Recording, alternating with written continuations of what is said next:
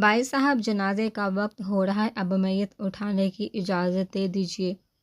بس ایک منیر حسین ہی تھے جو نہ جانے کیسے خود کو سنبھالے ہوئے تھے۔ باقی بڑے ماموں کی حالت بھی بابا جان سے مختلف نہیں تھی۔ بابا جان کا ضبط چور چور ہو گیا۔ میری بیٹی کو مجھ سے جدا نہ کرو منیر۔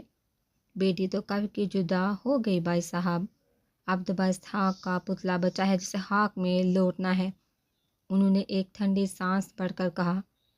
عورتیں لاؤنج میں سپارے پڑھی تھیں۔ آفاق نے صوفے کے پاس رک کر آہستہ سے سمیرا کو آواز دی، تم سب آ کر آخری بار ملیحہ کا چہرہ دیکھ لو، پھر تھوڑی دیر میں اسے مسجد لے جائیں گے۔ اس کی آنکھیں جھلکنے کو بےتاب ہوئی مگر وہ پلکیں جھپک کر آنسو کا راستہ روکتے سر ہلا کر واپس پلٹ گئی۔ جنازے کو تو اٹھنا ہی تھا، مگر وہ اٹھ رہا ہے یہ سن کر کہرام مچ گیا۔ ملیحہ کو زندگی میں تو سکون نہ ملا، لیکن مر کر اس کے چہرے پر سکون ہی سکون تھا۔ والدہ نے سر اٹھا کر نور الہدیٰ کو دیکھا جو اچانک ہی بہت بے چین سے ہو گئے تھے۔ اگر وہ اتنے بدقسمت نہ ہوتے تو آج کا دن ان کی زندگی کا سب سے خوبصورت دن ہوتا، مگر میں نے ایک دعا بھی کی تھی کہ میری خوشی کی ہاتھ اپنا دکھ سہنے کا حوصلہ رکھنے والے کو کبھی دکھ نہ ملے۔ میں ان کا ساتھ چھوڑنے کا حوصلہ کہاں سے لاؤں جو مجھے ساتھ چھوڑ کر جانے کی اجازت دے رہا ہے۔ الفاظ جو ایک پل کے لیے والدان کے سماعتوں کا پیچھا چھوڑتے تھے اس کے ذہن میں گونج کے تو بے اختیار وہ ملیحہ سے گلے گیلا کرنے لگا۔ آپ تو اپنی ہی دعا کا بڑم نہیں رکھ پائی، ہادی بھائی کے ساتھ کیا نبھاتی؟ اس نے ابھی تک اپنے دل میں جھانک کر بھی نہیں دیکھا تھا کہ وہاں کتنی تباہی پھیلی ہے، اور آیا کچھ بچا بھی ہے کہ نہیں۔ وہ تو نور الہدیٰ کا سوچ رہا تھا، کیونکہ ملیحہ نے نور الہدیٰ سے آگے کچھ نہیں سوچا تھا۔ آپ کی یہ ادا بہت ظالم ہے ملیحہ۔ انہیں کفن کی چادر سے جھانکتے ملیحہ کے چہرے کو دیکھا۔ کل مجھے جدائی کا حکم سنا تو آج ہادی بھائی سے جدا ہو گئی۔ آپ کو نہ مجھ پر ترس آیا نہ ہادی بھائی پر۔ والدان کی آنکھیں نم ہو گئی تو ملیحہ کا چہرہ اس کی نظروں میں دھندلا گیا، اور اس خیال سے کہ آج آخری بار اس کی نظریں ملیحہ کو چھو رہی، اب یہ نظارہ آنکھوں کو پھر نظر نہیں آئے گا۔ کاش وہ کہیں سے آ جائے، ایک بار صحیح، آخری بار صحیح، میں اسے جی بھر کے دیکھ تو لوں۔ اب ایک عمر اس کے بغیر گزارنی ہے، کوئی تو سہارا ہو۔ ملیحہ کو جی بھر کر دیکھنے کی خواہش پر اس کے والدان سے کہے آخری الفاظ والدان کو یاد آ کر بے چین کر گئے۔ کیا وہ بھی اس وقت اسی طرح تڑپی ہوگی جیسے آج میں تڑپ رہا ہوں؟ آج کوئی جا کر اسے پوچھ اپنی پوری زندگی میں سے صرف ایک پل مجھے نہیں دے گا، ایک پل، صرف ایک پل مجھے دے دے، ایک بار مجھ سے ملنے آ جائے، بس ایک بار۔ میں اپنی پوری زندگی آپ کو دے دوں گا ملیحہ، اپنی ہر سانس آپ کے نام لکھ دوں گا، بس ایک بار لوٹ آئیے، بس ایک بار۔ اس کے دل میں ہر طرف فریادیں مچل اٹھی۔ اٹھو اظہر، کیا بیٹی کو کندھا نہیں دو گے؟ ملک ناصر نے یہ کیا کہہ دیا تھا؟ بابا جان تو دیوانوں کی طرح اپنا سر پیٹنے لگے۔ میں مر جاؤں گی بابا جان، کتنے مان سے اس نے اپنے باپ سے جان بخشی کی درخواست کی تھی۔ مر جاؤ گی تو تمہیں کندھے پر اٹھا کر اپنے ہاتھ سے دفناؤں گا۔ اپنی بیٹی کے لیے کہے گئے الفاظ کتنے سباک تھے۔ بابا جان کو اب احساس ہوا تھا، رہنے دے ملک انکل، پھوپھا جان سے نہیں ہوگا۔ آفاق نے ان سے کہا۔ والدان اٹھ کر ملیحہ کے سہانے بائیں جانب آ کھڑا ہوا۔ نور الہدیٰ کا ذہن کام نہیں کر رہا تھا، ورنہ وہ والدان کو پہچان جاتے، لیکن وہ حیران ہوا تھا کہ جلتی آنکھوں اور دہکتے چہرے والا یہ شخص کون ہے جس سے ملیحہ کی موت پر اتنا دکھ ہوا ہے کہ صبح سے بیٹھا پاگلوں طرح ملیحہ کو دیکھ رہا ہے، اور اب اپنے حلیے سے دیوانہ نظر آتا یہ شخص حقدار کی طرح ملیحہ کو کندھا دینے آ گیا تھا۔ یہ حیران ہونے کا وقت نہیں تھا، سو انہوں نے اپنی حیرت کو جھٹک دیا، پھر چاروں ایک ساتھ جھکے ملیحہ کا جنازہ اپنے کندھے پر اٹھا لیا۔ کلمے کی صدائیں بلند ہو گئی۔ آج وہ کیسے فروخی سے رخصت ہو رہی تھی، ہمیشہ کے لیے۔ 20 سالوں پہ محیط اس کی زندگی کی داستان اچانک ایک موڑ پر آ کر ختم ہو گئی تھی۔ اس سے کہتے ہیں زندگی، اور یہ ہوتی ہے موت، ایک بے وفا اور دوسرے بے رحم، اور کیا بے بسی ہے کہ فرار دونوں سے ہی نہیں۔ زندگی سپاک لگے تو موت کے آنچل میں چھپ جاؤ، لیکن اگر مر کر بھی سکون نہ ملے تو کاش کوئی تیسرا دروازہ بھی ہوتا۔ قبر تیار ہو چکی تھی۔ ملیحہ کا جنازہ قبر کے پاس اتار دیا گیا۔ پاک نے والدان کو اشارہ کیا تو والدان کو ملیحہ کا منہ موڑنا یاد آ گیا، اور وہ جبرے بینچ کر نفی میں سہلاتا پیچھے نکل گیا۔ افاق ایک نظر اسے دے کر جنازے کے پاس آ گیا۔ پھر کمر کے گرد بندھے کپڑے سے پکڑ کر نور الہدیٰ اور سمد کے ساتھ مل کر احتیاط سے ملیحہ کے جسم کو قبر کے اندر کھڑے جنید اور منیر حسن کے ہاتھ میں پکڑا دیا۔ پھر وہ اور نور الہدیٰ بھی قبر میں اتر آئے۔ تم سفید رنگ مت پہنا کرو، اس رنگ میں تم اتنی پیاری لگ رہی ہو کہ ڈر لگتا ہے تمہیں نظر نہ لگ جائے۔ کفن کی سفید چادر اس کے چہرے پر سے ہٹاتے ہوئے نور الہدیٰ کے ہاتھ کام گئے۔ انہوں نے غور سے اس کی طرف دیکھا، لیکن آج انہیں ملیحہ سفید رنگ میں اچھی نہیں لگی۔ انہیں بے سہاتا وہ رات یاد آ کہ جب ان کا انتظار کرتے وہ تھک کر سو گئی تھی۔ سوتے ہوئے اس کے چہرے پر کتنی معصومیت تھی، اور وہ نرم سا تاثر جو سوتے جاگتے ہر حال میں اس کے ساتھ رہتا تھا۔ مرنے کے بعد بھی وہ نرمی اور وہ معصومیت اس کے چہرے پر تھی۔ نور الہدیٰ کو لگ رہا تھا جیسے وہ آج بھی تھک کر سو گئی ہو، مگر آج یہ تھکن زندگی کی تھی۔ میں تمہارے سحر سے آزاد نہیں ہونا چاہتا۔ انہوں نے نرمی سے ملیحہ کی پلکوں کو چھوا۔ میری زندگی سے تو جاری بس اتنا احسان کرنا کہ میرے دل سے کبھی نہ جانا۔ اپنی یاد کا ایک چراغ جلا کر میرے دل کی طاق پر رکھ دینا، میں اسی روشنی میں جینے کی وجہ ڈھونڈ لوں گا۔ ان کے دل کو کچھ ہوا تھا تو وہ فوراً قبر سے نکل آئے۔ گورکن بیلچے کی مدد سے قبر میں مٹی بڑھ رہے تھے، وادان دفن ہوتا جا رہا تھا۔ پھر کچھ ہی دیر لگی اور ملیحہ کا قیامت تک کے لیے سورج سے پردہ ہو گیا۔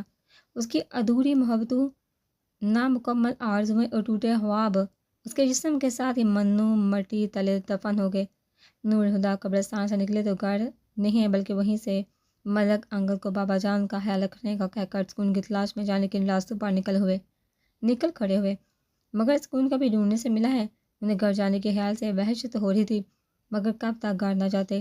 گھر کی چوکھٹ پر قدم رکھتے انہوں نے لاشعوری طور پر سامنے لاؤنج میں رکھے صوفے کی طرف دیکھا۔ ان کی نظر کی عادت ہو گئی تھی، وہ جیسے ہی اینٹرس کا دروازہ کھول کر اندر قدم رکھنے لگے ان کی نظر سامنے کھٹ جاتی، اور ملیحہ جو روز لاؤنج کے صوفے پر بیٹھی ان کی واپسی کا انتظار کر رہے تھے، ہر روز کیے جانے والا استقبال اس انداز میں ہوتا تھا جیسے وہ ہفتوں بعد گھر لوٹے ہوں۔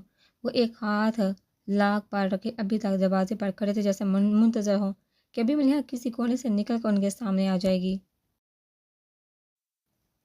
تم کیوں مر گئے ملیحہ؟ یہ سوال اس وقت انہیں بے چین کیے ہوئے تھا، لیکن جواب نہیں ملا۔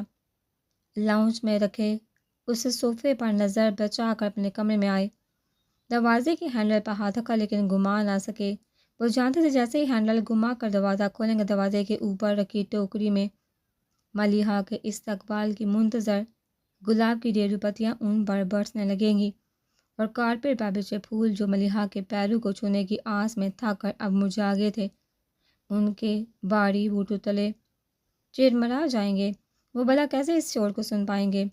اور وہ شام جو اگر آ جاتی تو بڑی حسین تھی، اس کے حسن کو دو آچا بنانے کی خاطر اپنے وجود کی قربانی دینے والی کینڈلز، جن کا موم کل ملیحہ کو وصل کے لیے سجائے گی، سیج میں نہ پا کر دکھ سے پگھلتا قطرہ قطرہ یوں ٹپکا تھا جیسے کسی آنکھ سے آنسو، اور پھر شب وستر میں اجالے بڑھنے کے لیے جلائی گئی موم بتیاں شب فرقت کے اندھیروں میں بجھ گئی تھی۔ اب کون ان کے پگھلے ہوئے وجود کو دیکھتا؟ سیج کو اپنے جھرمٹ میں لیے چھت سے لڑکتی تازہ گلاب کی لڑیاں جو اب اپنی تازگی کھو چکی تھی، نور الہدیٰ کیسے ان کے کملائے چہرے دیکھتے؟ یہ سب اہتمام ملیحہ کے لیے تھا، اور جب ہی اسی نے یہاں پاؤں نہیں رکھا تو نور الہدیٰ کیسے یہاں قدم رکھ پاتے؟ دھیرے دھیرے ان کا ہاتھ کینڈل پر سے سرک اور وہ الٹے قدموں لاؤنج میں آئے تو بابا جان کے بند دروازے کے آگے رک گئے۔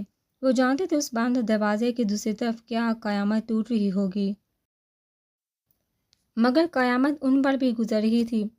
کل سے وہ بابا جان کا حوصلہ بڑھا رہے تھے، انہیں سمیٹ رہے تھے، مگر اب انہیں اپنا حوصلہ بڑھانا تھا، خود کو سمیٹنا تھا تاکہ بابا جان کا دکھ بٹا سکے۔ وہ سر جھکا اس دروازے کے سامنے سے گزر کر ڈرائنگ روم سے ہوتے ہوئے ہال میں آ گئے، جس کی دیواروں پر ملیحہ کی پینٹنگ آویزاں تھی۔ ان کا رخ سیڑھیوں کی جانب تھا۔ ملیحہ کے کمرے کا دروازہ بڑا ہوا تھا جیسے نور الہدیٰ نے دونوں پٹ تھام کر کھول دیا۔ کمرے کی فضا ساکت، نور الہدیٰ نے آنکھیں بند کی اور گہرا سانس لے کر ملیحہ کی خوشبو کو محسوس کرنا چاہا جو کمرے میں ہر جانب بکھری تھی۔ پھر آنکھیں کھول کر کمرے میں ادھر ادھر دیکھنے لگے۔ یہی تو وہ گوشہ تھا جہاں ملیحہ نے اپنی مختصر زندگی کا زیادہ تر وقت گزارا تھا۔ کچھ لوگ ہوتے جو انسانوں پر ہی نہیں چیزوں پر بھی اپنا اثر چھوڑ جاتے ہیں، ملیحہ انہی میں سے ایک تھی۔ جن کی چاہ بہت گہری ہوتی ہے، اور شاید یہی وجہ تھی کہ نور ہدا کو کمر میں ڈال ہوتے ہی یوں محسوس ہوا جیسے ملیحہ یہیں آس پاس ہی ہے، اور اس احساس سے ان کے ساب پرسکون ہونے لگے، جیسے جلتے لو پر ٹھنڈے پانی کے چینٹے پڑ گئے ہوں۔ نور ہدا نے آگے بڑھ کر بالکونی کا دروازہ کھول دیا۔ ایک سرد ہوا کا جھونکا نور ہدا سے ٹکراتا ہوا چلا گیا۔ انہوں نے سر اٹھا کر آسمان کو دیکھا جہاں 14ویں کا چاند جگمگا رہا تھا۔ وہ جانتی تھی ملیحہ چاندنی راتوں کی دیوانی تھی، خاص طور پر اسے 14ویں کے چاند سے عشق تھا۔ 14ویں کے چاند کی خوب چمکتی چاندنی میں وہ کمرے میں بند ہونے کی بجائے جھولے میں آ کر لیٹ جاتی اور چاند کو محبت سے دیکھتے دیکھتے سوچا کرتی تھی، آج اسے نہ پا کر چاند نے کیا سوچا ہوگا۔ جھولے کے پاس کھڑے وہ سوچ رہے تھے، کتنی دور چلی گئی ہو ملیحہ، چاند سے بھی دور۔ خالی جھولے کو دیکھ کر وہ یاسیت میں ڈوب کے، میں نے کب قربتوں کی خواہش کی تھی، لیکن کبھی یہ بھی تو نہیں چاہا تھا کہ تم دوریوں کے عذاب بخش دو، اب یہ نظر تمہیں کہاں ڈھونڈے۔ وہ مڑے اور واپس کمرے میں آ گئے۔ اپنا دھیان بٹانے کے لیے وہ ملیحہ کی اسٹوڈیو میں آ گئے۔ دیوار کے سہارے رکھے ایک کینوس کو اٹھا کر قریب سے دیکھنے لگے۔ بالکونی سے آتی تیز ہوا کے جھونکے نے ایزل پر لگے کینوس کو دام پہ باریک نٹ کو اتار دیا۔ نور ہدا بے ساختہ متوجہ ہو کے اور نٹ کا کور ہٹا کر کینوس کو دیکھنے لگے، جس پر بنا ہوا پورٹریٹ ابتدائی مراحل میں ہی نامکمل چھوڑ دیا گیا تھا۔ اپنی انگلیوں سے کینوس کو چھوتے عجیب سے احساس میں گر گئے۔ ملیحہ کی آخری تحلیق لیکن ادھوری، شاید زندگی نے اس تصویر کو مکمل کرنے کی مہلت نہیں دی تھی۔ صرف یہ تصویر ہی کیوں، وہ تو سب کچھ ہی ادھورا چھوڑ گئی۔ اتنے اچانک رہتے سفر باندھ کا یقین نہیں آیا۔ وہ پورٹریٹ کو دیکھتے ہوئے سوچے تھے کہ اچانک کسی چیز نے انہیں چونکا دیا تھا۔ وہ غور سے پورٹریٹ کو دیکھنے لگے۔ انہیں احساس ہوا یہ چہرہ تصوراتی نہیں بلکہ اس کے نقوش مانوس لگ رہے تھے، مگر اتنے مبہم تھے کہ نور ہدا پہچان نہیں پائے، لیکن انہیں یقین تھا وہ چہرے کو دیکھ چکے ہیں۔ کہاں، انہیں کوشش کے باوجود یاد نہیں ہے، تو وہ اس احساس کو جھٹک کر وہاں سے ہٹ گئے اور چلتے ہوئے بیڈ پر آ کے بیٹھ گئے۔ پھر یوں ہی ٹانگ لڑکائے بیٹھے۔ لیٹ کے نور ہدا نے حساب لگایا، بے یقینی کی اس کیفیت کو جھیلتے ہوئے 24 گھنٹے گزر گئے تھے، جبکہ ہر پل انہیں لگ رہا تھا کہ بس اگلے ہی پل جان جسم سے نکل جائے گی۔ تمہاری محبت دیکھ لی، نور ہدا خود پر طنز کیا، کہتے تھے ملیحہ کے بغیر ایک پل بھی نہ رہ پاؤں گا، اور اب دیکھو 24 گھنٹے گزر چکے ہیں، سانس اب بھی باقی ہے، مگر صرف سانس ہی تو باقی ہے۔ ان کے دل نے شکستہ انداز میں کہا تھا۔ انہوں نے سن کے پلکیں مون لی۔ ان کے ساتھ تو پہلے ہی ڈھیلے پڑ چکے تھے، بلکہ پلکیں بند تھی تو جلدی ہی آنکھوں کو قرار آ گیا۔ انہوں نے ہاتھ بڑھا کر تکیہ اٹھایا، تکیے کے نیچے ایک ڈائری رکھی تھی۔ نور ہدا حیران ہوتے اٹھ بیٹھے، ہاتھ بڑھا کر ڈائری اٹھائی۔ وہ چھوٹی کتاب جیسے سائز کی ریڈ کور والی ڈائری تھی۔ چکنے صفحوں کے درمیان ایک گولڈن کلر کا پین اس طرح سے پھنسا تھا جیسے کوئی لکھتے لکھتے کسی کام سے اٹھ گیا ہو۔ انہوں نے ڈائری کھول کے پہلے صفحے کو دیکھا، جس پر ملیحہ کا نام لکھا تھا۔ وہ اور بھی حیران ہو گئے۔ ملیحہ ڈائری لکھا کرتی تھی، یہ بات نور ہدا کے لیے نئی تھی۔ انہیں کبھی بھی ملیحہ کی اس عادت کے بارے میں پتہ نہیں چل سکا، بلکہ یہ بات تو کسی کے بھی علم میں نہیں تھی، شاید بابا جان کے علم میں بھی۔ ایک تجسس سا ہوا کہ وہ اس ڈائری میں کیا لکھتی تھی، دیکھنا تو چاہیے، انہوں نے سوچا، اور جوتے اتار کر آرام سے نیم دراز ہوتے ہوئے ہاتھ بڑھا کر بیٹھ کے سائڈ ٹیبل پر رکھا، لیمپ روشن کیا اور ڈائری کھول کر پڑھنے لگے۔ نور ہدا جانتے تھے ملیحہ کی زندگی میں کئی حالات ہیں، اور انہیں لگتا تھا کہ ملیحہ نے ان حالوں میں جینا سیکھ لیا تھا، اور ایسا لگنے کی وجہ بھی تھی نور ہدا نے ہمیشہ اسے پرسکون دیکھا تھا۔ ویسے چوپیس کی طرح لگتی تھی جیسے لوگ ڈرائنگ روم میں سجا کر بھول جاتے ہیں، پھر یہ تو پتہ رہتا ہے کہ یہیں کہیں ایک چوپیس رکھا تھا، مگر رک کر اسے دیکھنے کی ضرورت محسوس نہیں ہوتی، اور وہ شوپیس بھی کبھی اس بے توجہی کا قلہ نہیں کرتا۔ بابا جان نے کبھی بھی ملیحہ کو شوپیس سے زیادہ کی اہمیت نہیں دی۔ وہ آس پاس ہے، اتنا کافی ہے، وہ کس حال میں ہے یہ جاننا ضروری نہیں۔ نور ہدا کو لگتا تھا ملیحہ نے شوپیس کی طرح بابا جان کے نو لفٹ والے رویے کو قبول کر لیا تھا، لیکن ملیحہ شوپیس نہیں تھی، اس نے کبھی کہا نہیں تھا، مگر اسے بابا جان کی بے توجہی کا گلہ تھا اور اپنی تنہائی سے شکایت۔ بابا جان کو حاوی رہنا پسند تھا، اور ملیحہ کے مزاج میں پس پائی تھی، جبکہ اس کا آمنا سامنا بابا جان کے سخت گیری سے ہوا۔ اس نے بہت آسانی سے ہار مانتے ہوئے قدم پیچھے لے لیے، اور ٹکراؤ کے امکانات کم کرنے کے لیے اس نے بابا جان کے مزاج کو اپنا لیا۔ لیکن اپنی ذات کی نفی نہیں کر پائی جس نے اس کے اندر کشمکش کو جنم دیا تھا۔ اور یہی کشمکش ملیحہ کی زندگی کی سب سے بڑی تکلیف تھی، اور نور الہدیٰ نے اس کی تکلیف کو آج جانا تھا جب اسے اس دنیا کو چھوڑے ہوئے 24 گھنٹے سے زیادہ گزر چکے تھے۔ ملیحہ کی اداسی، ملیحہ کی ناراضگی، ملیحہ کی محرومیاں، اب جب کہ نور الہدیٰ اس کی تکلیف کو کم کرنے کے لیے کچھ بھی نہیں کر سکتے تھے۔ ملیحہ کی ڈائری کو پڑھ کر ہی نور الہدیٰ کو ملیحہ کی گھٹن کا احساس ہو رہا تھا، لیکن قدرت اچانک ہی ملیحہ پر مہربان ہو گئی، اور وہ جو ٹھنڈی ہوا کے جھونکے کھانے کے لیے ترسی تھی، اس کی زندگی میں ایک ساتھ دو ایک نور الہدیٰ فاروقی اور دوسرا واردان مصطفیٰ۔ نور الہدیٰ اس نام کو پڑھ کر حیران ہے کہ انہیں تو کبھی احساس بھی نہیں ہوا تھا کہ ملیحہ کی زندگی میں کوئی اور بھی ہے۔ یہ شخص مجھ سے سب کروا لے گا جو میں کبھی کرنا نہیں چاہتی، جسے کرنے کی مجھ میں ہمت بھی نہیں۔ مجھے لگتا ہے میں ڈائری میں قید ہو گئی ہوں، جس بھی راستے پر قدم بڑھاؤں گی اس کے آخری سرے پر واردان کو ہی کھڑا پاؤں گی۔ ملیحہ کبھی کسی کے لیے بے احتیاط بھی ہوئی تھی؟ نور الہدیٰ کو یقین ہی نہیں آیا۔ پھر ملیحہ کے آگے آگاہی کا پل نور الہدیٰ پر حیرتوں کے پہاڑ توڑ گیا۔ نور الہدیٰ کے لیے ایک ایک لفظ میں حیرتوں کا جہاں آباد تھا۔ وہ بے احتیاط ہی صفحے پلٹتے چلے گئے اور آنکھیں تاہیر سے پھیل گئی، مگر فون کال وہ رکے۔ آگے صفحہ سادہ تھا۔ نہ بھی ہوتے تو نور الہدیٰ میں اب اور ہمت نہیں بچی تھی۔ ڈائری ان کے ہاتھ سے چھوٹ کر بیڈ پر جا گری۔ انہیں ایک دم سے ہوا میں آکسیجن کی کمی کا احساس ہوا۔ وہ اٹھ کر بالکونی میں آ گئے تو کیا ملیحہ واردان سے محبت کرتی تھی؟ نور الہدیٰ نے بالکونی کے گرل سے ٹیک لگائے، سر جھکا کر بائیں کندھے سے ذرا نیچے اپنی شرٹ پر کاجل کے اس نشان کو دیکھا جو ملیحہ کی آنکھ سے بہہ کر ان کی شرٹ میں جذب ہو گیا تھا۔ ان کے دماغ پر شاید دھند چھٹنے لگی۔ دھیرے دھیرے اس نشان پر انگلیاں پھیرتے ان کا ذہن بہت تیزی سے تانے بانے جوڑ رہا تھا۔ ایگزیبیشن کی رات ملیحہ نے بابا جان سے واردان کا ذکر کیا تھا، اور ان کی ناراضگی کے اظہار پر اس نے کھل کر واردان سے محبت کا اطلاق کیا تو بابا جان نے اس پر نور الہدیٰ کے ساتھ شادی کا فیصلہ مسرت کر دیا۔ بے شک وہ اس بارے میں نور الہدیٰ کا عندیہ بہت دن پہلے لے چکے تھے، لیکن ملیحہ کو یہ فیصلہ سزا کی صورت ہی سنایا گیا تھا۔ اب نور الہدیٰ کے سمجھ میں آ رہا تھا کہ بابا جان نے صرف 3 دن کے وقفے سے تاریخ کیوں طے کی تھی۔ وہ ملیحہ کو موقع نہیں دینا چاہتے تھے، لیکن ملیحہ نے کسی موقع کا انتظار نہیں کیا اور زندگی میں پہلی بار بابا جان سے اختلاف کی جرأت کرتے واردان سے ملنے جا پہنچی۔ اگر واردان اس دن اسے مل جاتا اور اس کا ساتھ دینے کو تیار بھی ہوتا تو باپ بیٹی کے بیچ سرد جنگ کا آغاز ہو جاتا۔ اس جنگ میں جیت کس کی ہوتی؟ کتنا مشکل ہے، لیکن پھر ملیحہ کسی بھی قیمت پر واردان سے دستبردار نہیں ہوتی۔ لیکن وہ واردان سے نہیں مل پائی، اور جب آئی تو سب رشتے دار اس کی منگنی میں شرکت کرنے آن پہنچے تھے۔ ملیحہ کے پاس فرار کا کوئی راستہ نہیں بچا تھا۔ کتنی عجیب بات ہے جو ساری عمر خود پر جبر کر کے بابا جان سے بلا مقابلہ ہار مانتی آئی تھی، پہلی بار اپنے دل کی آواز پر لبا کہتے ہوئے ان کے فیصلے کے مخالف اٹھ کھڑی ہوئی، لیکن قسمت نے اسے اسی فیصلے کو قبول کرنے پر مجبور کر دیا۔ مگر اس رات وہ فون کس کا تھا؟ نور الہدیٰ سوچنے لگے اور سوچتے سوچتے ان کے ذہن میں جماکا ہوا۔ میں آپ سے یہ نہیں کہوں گا کہ ملیحہ کو خوش رکھے گا، کیونکہ میں جانتا ہوں ان کا خیال رکھے بغیر آپ رہ ہی نہیں سکتے۔ انہیں وہ لڑکا یاد آیا جس نے شادی کے رات اسٹیج پر آ کے انہیں مبارکباد دی تھی۔ نور الہدیٰ سوچنے لگے انہیں ہادی بھائی کہہ کر پکارنے والا اجنبی کون تھا جو انہیں اتنی گہرائی سے جانتا تھا۔ نور الہدیٰ کو یہ بھی یاد آ گیا کہ یہ وہی لڑکا تھا جس نے ملیحہ کے جنازے میں شرکت کی تھی۔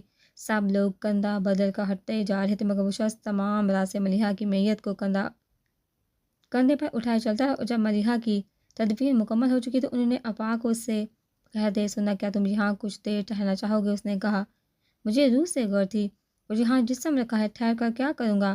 آؤ افاق، اب یہاں سے چلنا چاہیے۔ وہ کون ہو سکتا جسے ملیحہ کا ملنے پر اتنا دکھ ہوا تھا؟ اچانک ان کے ذہن میں ایک اور جماکا ہوا تھا۔ وہ تیزی سے چلتے اس دل کے سامنے آ گئے۔ اپنی یادداشت میں محفوظ چہرے کو نور الہدیٰ نے پورٹریٹ سے ملا کر دیکھا، اب شک کی کوئی گنجائش نہیں بچی تھی۔ وہ شخص واردان مصطفیٰ ہی تھا، اور اگر وہ شادی کی رات کیسا فاروقی میں تھا تو منگنی کی رات ملیحہ کے لیے آنے والا فون بھی اسی کا ہوگا۔ مگر اس وقت تک بات ملیحہ کے ہاتھوں سے نکل چکی تھی۔ نور الہدیٰ نے اپنا چکراتا سر دونوں ہاتھوں سے تھام کر بال مٹھی میں بینچ ڈالے۔ 24 گھنٹے سے ایک ہی سوال ان کے ذہن میں چکرا رہا تھا، ملیحہ کیوں مر گئی؟ انہیں جواب مل گیا تھا، کیوں ملیحہ کیوں؟ وہ درد کی شدت سے چلا اٹھے، تم جانتی تھی کہ اس کے بغیر مر جاؤ گے تو کیوں کی یہ خودکشی؟ ایک بار تو کہا تھا تمہیں واردان چاہیے، خدا کی قسم میں تمہیں واردان لا دیتا۔ کہا تھا تم سے تمہاری مسکراہٹ مجھے اپنی محبت سے زیادہ عزیز ہے، تم نے اعتبار نہیں کیا تھا، ایک بار تو آزما کر دیکھتی، کیوں مجھے اندھیرے میں رکھا، کیوں؟ نور الہدیٰ جیسا مضبوط انسان جو ملیحہ کو قبر میں اتارتے ہوئے نہیں رویا، اب دیوانوں کی طرح چلا رہا تھا، کیسے فاروقی ان کی آوازوں سے گونج رہا تھا، سب سے کہا وعدان کے بغیر مار جاؤں گی، ایک بار تو مجھ سے کہا ہوتا، میں نے کب تمہاری خواہش کی تھی، کہا تھا نا، دل نہ مانے تو اس رشتے کو توڑ دو، پھر کیوں خود کو میرا پابند سمجھا؟ آنسو سے روتے ہوئے وہ فرش پر بیٹھ گئے۔ میری اور آپ کے بیچ بس ایک پکار کا فاصلہ ہے، میرا نام لے کر بلائیے گا، میں آ جاؤں گی۔ ملیحہ کی آواز ان کے کان میں گونجی تھی اور وہ بے احتیاط اسے پکارنے لگے، لوٹ آؤ ملیحہ، تمہارے بغیر جینا بہت مشکل ہے۔ نور الہدیٰ تڑپ تڑپ کر رو رہے تھے اور رو رو کر تڑپ رہے تھے۔ تمہاری خوشی کے لیے میں اپنا دکھ بھی سہ لیتا، مگر یہ کیسے سہوں کہ تمہارا دکھ میری خوشی بن گیا۔ تم دکھ جھیلتی رہی اور میں خوش ہوتا رہا، یہ سانس مجھے عمر بھر چین نہیں لینے دے گا۔ دونوں ہتھیلیاں فرش پر ٹکا سر جھکا کر روتے، اس شخص کو واقعی عمر بھر چین نہیں آیا۔ وعدان صبح کا نکلا ہوا تھا، اب رات کے 11 بج رہے تھے، ویسے رات کو دیر سے آنا اب اس کے روٹین میں شامل تھا، اب گھر والے بھی اس روٹین کے عادی ہو چکے تھے، اس لیے کھانے کے بعد سب چائے پی کے اپنے کمرے میں چلے گئے، بس عائشہ ہی وعدان کے انتظار میں لاؤنج میں بیٹھی تھی۔ 11 بجنے کے بعد وعدان نے گھر میں قدم رکھا، دروازہ کھول کر اندر آتے وعدان کو دیکھا، عائشہ کو لگا انہوں نے وعدان کے ہولے کو دیکھا ہو، یوں تو کئی دن سے وہ خود کو بلائے ہوئے تھا، لیکن اس وقت اس کی حالت بدترین ہو رہی تھی، آنکھوں میں بیگانگی لی، اس کے چہرے سے وحشت برس رہی تھی، گرد جم کا بلیک پینٹ شرٹ کا رنگ خاک سطح لگنے لگا تھا۔ عائشہ ہرما تھی، ان کا دل پسیج گیا، وہ اٹھ کر کے پاس چلی گئی، یہ کیا حالت بنا رکھی ہے وعدان؟ وعدان نے انہیں دیکھا، اس کے آنکھوں کا بے جان تاثر دیکھا وہ کٹ گئی، ایسے کیا دیکھ رہا ہے، چل ادھر۔ اس کا بازو پکڑ کر اسے صوفے پر لائی، اچھا طریقہ ہے ماں کو پریشان کرنے کا، یہی ضد ہے نا کہ ملیحہ سے شادی کرنی ہے، یہ لے انہوں نے اس کے سامنے ہاتھ جوڑی، غلطی ہو گئی کہ تیری بات نہیں مانی، تو جیتا میں ہریا بھوش، وہ بول کا خود مسکرائے، اب صبح مجھے اس کے گھر لے جانا، اس کے ماں باپ سے شادی کی بات کروں گی اور اس وقت تک چوکٹ نہیں چھوڑوں گی جب تک وہ ہاں نہیں کر دیتے۔ انجانے میں ہی انہوں نے بڑکتی آگ پر پٹرول کی بارش کر دی تھی۔ چپ بیٹھے وعدان کے اندر بلا کے طوفان اٹھے تھے اور وہ ان سے بے خبر کہہ رہی تھی، میں اپنی بیٹی کے لیے کھانا لے کر آتی ہوں، تب تک تم نہا کر کپڑے بدلو، ٹھیک ہے؟ وہ چھوٹے بچے کی طرح اسے پچکار کر بولتی، کھانا گرم کرنے کچن میں چلے گئی۔ وعدان کے اندر دھواں بڑھ رہا تھا، بہت سی آوازوں کا شور اس کے ذہن میں ہلچل مچا رہا تھا، آپ مجھ سے شادی کریں گے؟ آپ یا تو پاگل ہیں یا دیوانے، کوئی بھی فیصلہ کرنے سے پہلے ایک بار میرے بارے میں سوچ لیجیے گا، کیا التجا تھی، فیصلہ کرنے کا اختیار کبھی بھی میرے پاس نہیں رہا، اور کیسی بے بسی تھی، آپ ایک بار لائبریری جا سکتے ہیں، میں پورا دن آپ کا انتظار کروں گا، مگر وعدہ وفا نہ ہوا، لیجیے میری طرف سے تحفہ ہے۔ عشق آتش کیسا انوکھا تحفہ تھا، وعدہ نے اپنے دونوں ہاتھ کانوں پر رکھ کر سر گھٹنوں سے ٹکا دیا، مگر آباد بننا ہوئی، بہت چاہا ہے اسے، اتنا کہ اب اس چاہ سے دستبردار نہیں ہوا جاتا، اس سے الگ ہونے کا خیال میرے جسم میں روح کھینچا۔ وعدان کو کفن میں لپٹی ملیحہ کا چہرہ یاد آ گیا، انہیں کہا تھا میں قیامت تک آپ انتظار کروں گا، اور قیامت تک انتظار کی قسمت میں لکھ دیا گیا تھا۔ وعدان نے تیز ہنسی کی آواز سنی تھی، اسے لگا تقدیر اس کا مذاق اڑا رہی ہے، وہ بازو میں سر چھپا کر دوہرا ہوا بیٹھا رہا، اس بار چوڑیاں کھنکنے کی آواز سنائی دی تھی۔ وعدان نے سر اٹھا کر دیکھا تو اسے لاؤنج کے کھلے دروازے سے باہر پردے کے پاس چاندنی میں ڈلا ایک پیکر دکھائی دیا، جیسے کوئی ہاتھ بڑھا کر بارش کے قطروں کو ہتھیلیوں پر جذب کرتا ہے، وہ ہتھیلی کو کبھی الٹی کبھی سیدھا کر دی، اپنے ہاتھ پر چاندنی کو دیکھ کر بچوں کی طرح خوش ہو رہی تھی۔ وعدان کی طرف اس کی پوچھ تھی، اس کے لمبے گنے بال پوری طرح اس کی کمر کو ڈھک رہے تھے، پھر وعدان پہلی نظر میں اسے پہچان گیا تھا، مگر حیرت کی وجہ سے اس کا نام وعدان کی زبان سے چند سیکنڈ کی تاخیر کے بعد سرسراتی ہوئی آواز سے نکلا، ملیحہ۔ وعدان کی آواز پر اس نے فوراً پلٹ کر دیکھا، وہ ملیحہ ہی تھی۔ مسکراتی نگاہوں سے ہکا بکا بیٹھے وعدان کو دیکھتے اس نے اچانک ہی اپنا ہاتھ اس کی طرف بڑھا دیا، جیسے اسے تھامنے کی دعوت دے رہی ہو۔ وعدان بے تاب ہو کر اٹھا تیزی سے باہر آ گیا، پھر جیسے اس نے ملیحہ کا ہاتھ تھامنا چاہا، وہ شرارت سے اپنا ہاتھ کھینچ کر ہنستی ہوئی پلٹ کر بھاگی۔ رکیے ملیحہ، اس نے آواز دی۔ ملیحہ نے پلٹ کر تو دیکھا مگر رکی نہیں اور بھاگتی ہوئی گیٹ سے نکل گئی۔ پلیز ملیحہ رک جائیے، والدان اسے آواز دیتا خود بھی گیٹ کی طرف لپکا۔ وہ گیٹ سے باہر نکلا تو ملیحہ دونوں ہاتھ پرس پر باندھے سامنے کھڑی شرارت سے اسے دیکھ رہی تھی۔ والدان چلتا ہوا اس کے پاس آیا اور وہ مسکراتے ہوئے قدم پیچھے کی طرف لینے لگی۔ میں کب تک آپ کو بلاتا رہوں گا اور کب تک منہ سے دور بھاگتی رہیں گی؟ اب بس کر دیں۔ وہ بکھر کر شکایت کرتا مگر ملیحہ الٹے پیروں پر چلتی رہی۔ پھر اچانک ہی والدان نے اسے روکنے کے لیے لپک کر اس کا ہاتھ تھامنا چاہا اور وہ تیزی سے پیچھے ہٹتی پلٹ کر بھاگنے لگی۔ والدان اس کے پیچھے دوڑتا چلا گیا۔ عائشہ کھانے کے لیے لانچ میں آئی تو والدان وہاں نہیں تھا۔ انہوں نے اس کی تلاش میں ادھر ادھر دیکھا تو کھلے دروازے سے انہوں نے والدان کو گیٹ کی طرف بھاگ کر جاتے ہوئے دیکھا۔ اسے آوازیں لگاتی دروازے تک آئی مگر وہ گیٹ سے نکل چکا تھا۔ واپس پلٹ کر انہوں نے ٹرے ٹیبل پر رکھی اور تیز قدموں سے چلتے ہوئے گیٹ پر آگے۔ انہوں نے سر باہر نکال کر دیکھا تو والدان بھاگتا کسی گلی میں مڑ رہا تھا۔ ان کی چھٹی حس نے انہیں وارننگ دی تھی۔ وہ ایک دم پلٹی اور جتنا تیز دوڑ سکتی تھی دوڑتی اپنے کمرے میں آ گئی اور سوتے ہوئے مصطفیٰ عظیم کو جھنجھوڑا۔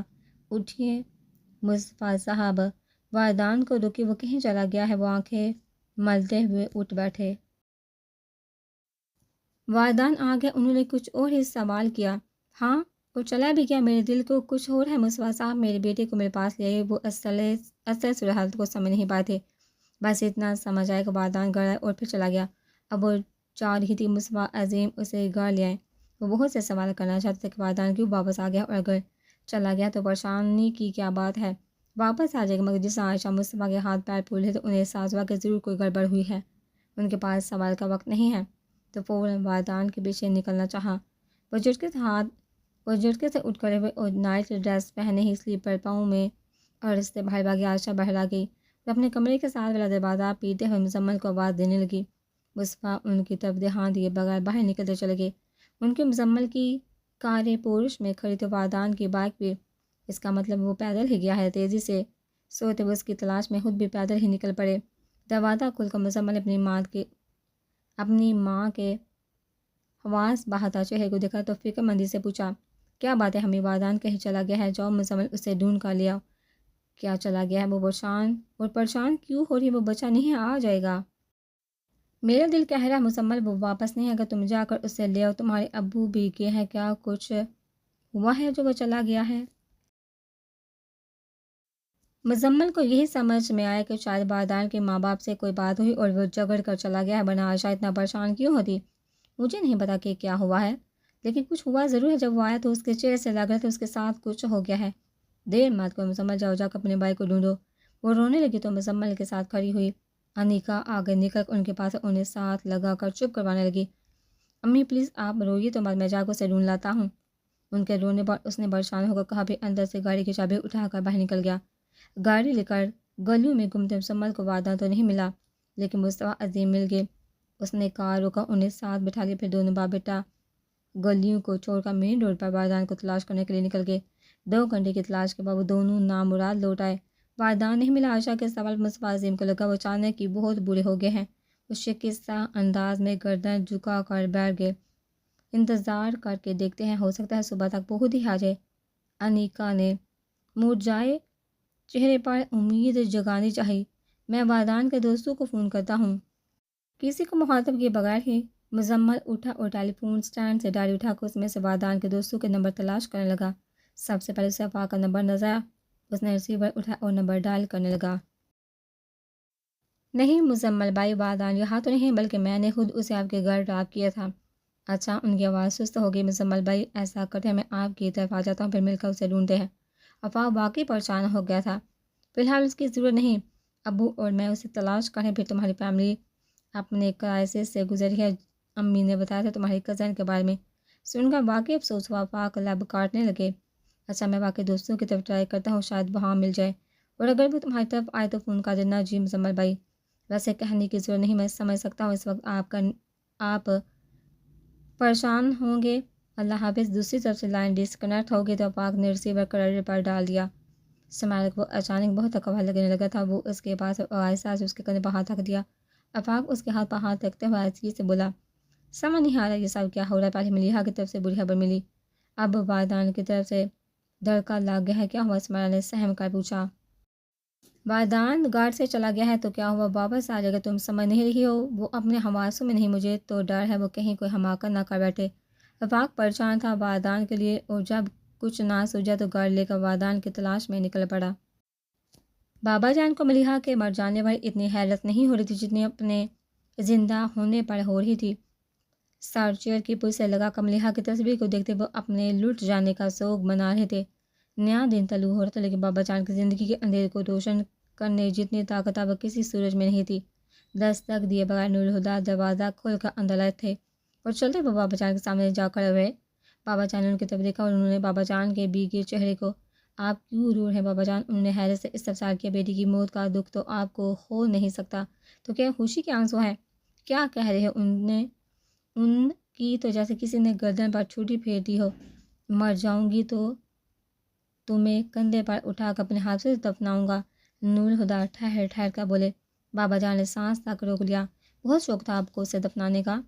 کہیے اسے دفنا کا کیسا لگ رہا ہے؟ وہ نور الہدیٰ کو رحم طلب نظر سے دیکھ رہے تھے، لیکن نور الہدیٰ کو ان پر رحم نہیں آیا کہ آپ مجھے اس کا گناہ بتائیں گے جس کی پاداش میں آپ نے اس پر زندگی حرام کر دی؟ بس کر دو نور الہدیٰ، وہ برداشت نہیں کر سکے۔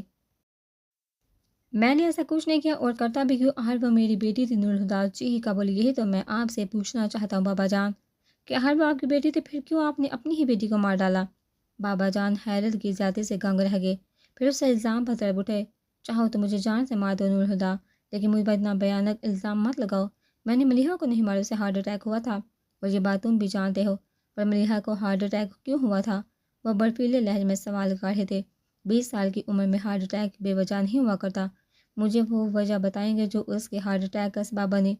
سرد آواز اور بیزار چہرہ، ان دو چیزوں کے ساتھ بابا جان نے بہت سے لوگوں کو بے بس کیا تھا۔ آج وہ ان دونوں کے آگے بے بس ہو گئے تھے۔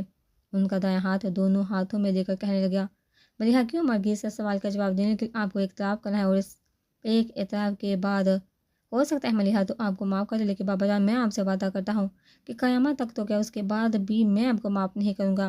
اپنی بات کہہ کر وہ رکے نہیں اور اٹھ کر باہر نکل کے بابا جان ابھی تک سکتے کی کیا فہم میں تھی۔ پھر ان کا دھیان اپنی گود میں رکھی ڈائری کی طرف گیا۔ انہوں نے ڈائری اٹھا کر کھولی، پھر پڑھنے لگے۔ ڈائری کیا تھی؟ ان کے جرائم کی فہرست تھی۔ انہیں لگا وہ کٹہرے میں کھڑے ہیں اور تند و تیز لہجے والا وکیل بڑی عدالت میں ان کے جرائم کی فہرست پڑھ کر سنا رہا ہے۔ انہوں نے اپنی بیٹی کو قیدی تنہائی بخش دی۔